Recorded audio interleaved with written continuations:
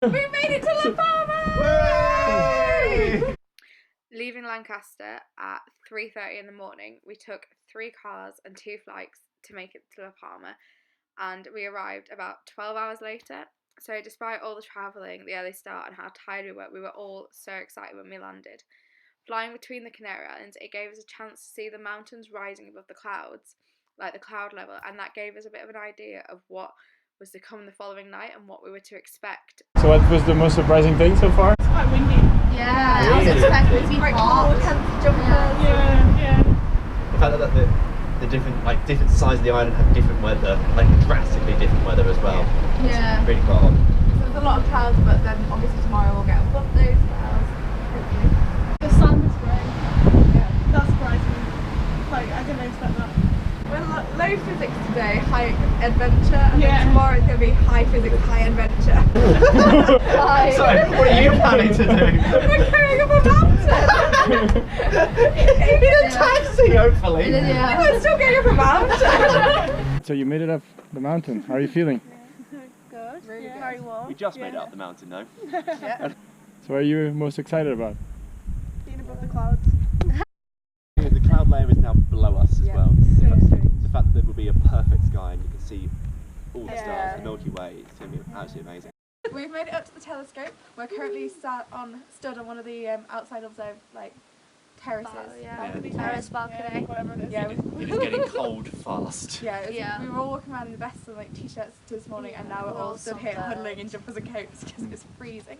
We've got the telescope dome open. It's all filled up with liquid nitrogen, and we're getting ready to do the blanks now. Saw the sunset. It's almost ready to go, really. We're just Yeah. waiting on it to get dark. Waiting for it to get dark. Now that it's twilight, we get to do. The sky's mostly clear. Yeah, we've got a couple of really high altitude clouds, but apart from that, it's much clearer. All the clouds are below us. So, and the wind speed's low, the humidity's low, so it's a really good night for observing, hopefully. Just go see what that scene's like. So the control room was this weirdly old-looking, very British room. Left-hand side, there were huge engineering racks with all the buttons to directly control the telescope, especially for parking it. Then you had the computer banks. One was to read out just the weather. The following ones were to read out for moving the telescope or setting the filters on front of the telescope as well, and to see the data coming in. All of that, though, is done through code. It's not a direct control. You have to say, move telescope here, set filter to this one. Yeah, so at the start of the night, it meant that all the targets that we were planning to look for tonight, we had to find the location of them and get them in our own deck, and you could then just pull that place, and then the telescope would know where to go in the night sky. So it took a lot of the work out, and in the middle of the night, it meant you weren't manually adjusting the telescope when you were completely sleep deprived. At the beginning of the night, we had to take the flats and biases such that we could correct our data later. We did the flats against a going down of the sun, and we took the biases on a 0-second exposure.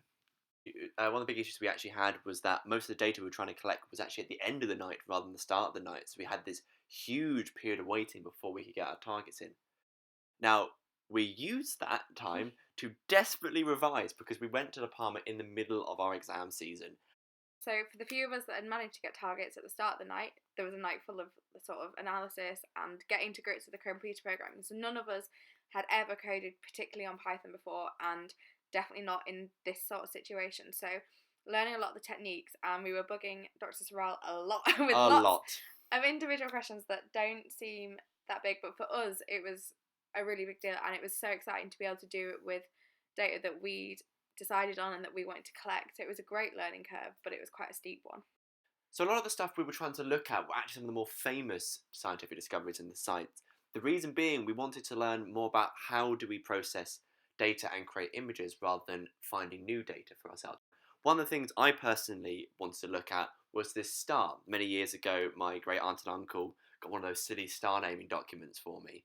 So I thought it'd be fun to see if I could actually find, image and learn some stuff about that. And what I managed to do was actually take an image of this star in 3 different filters. I assigned those filters to a colour, and then tried to layer those different colours on top of each other to then make a coloured image.